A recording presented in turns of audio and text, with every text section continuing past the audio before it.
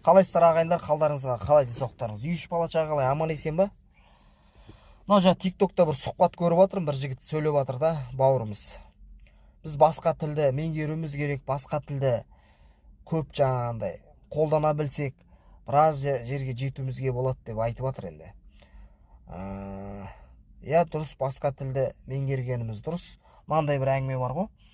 Ана тілің арың бұл, ұятың болып тұр бетте, өзге тілдің бәрін біл, өз тіліңді құрметте деп айтып кеткен.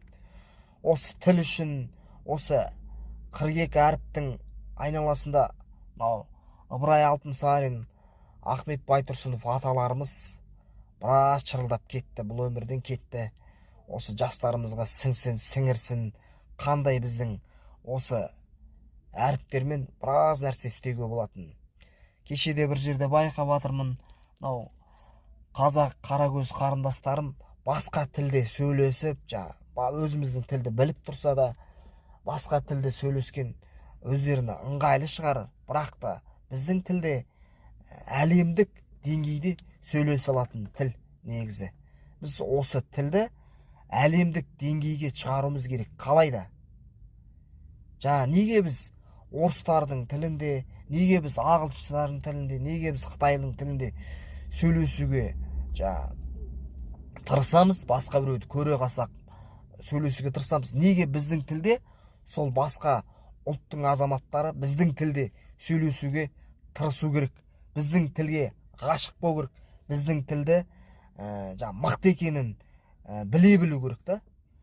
Сондықтан да айтатыным мен, біздің тілді әлемдік сахналарда көп айта білуіміз керек. Сол кезде олардың ынтасы оянып, біздің тілде сөйлескісі келеді.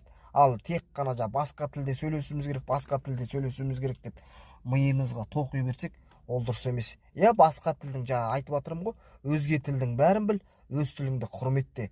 Біздің тіліміз жаман емес, әріптеріміз айғайлап тұр негізі. Дұрыстап оқи білсек, дұрыстап тыңдай білсек.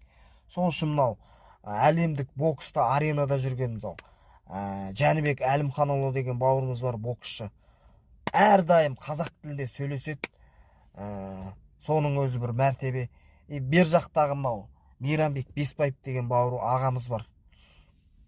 Бауырымыз әншілердің арасында мен байқаймын, біреулері анда-санда орысша қосып, орысша сөйлеп жүріп, ағылшынша, қытайша сөйлеп жатса, Мейрамбек ағамыз әрдайым қазақша ғана сөйлеседі, қазақша ғана жауап береді. Ол басқа тілді түсірген емес, басқа тілді тағы да айтамын, білу керек, білуіміз керек.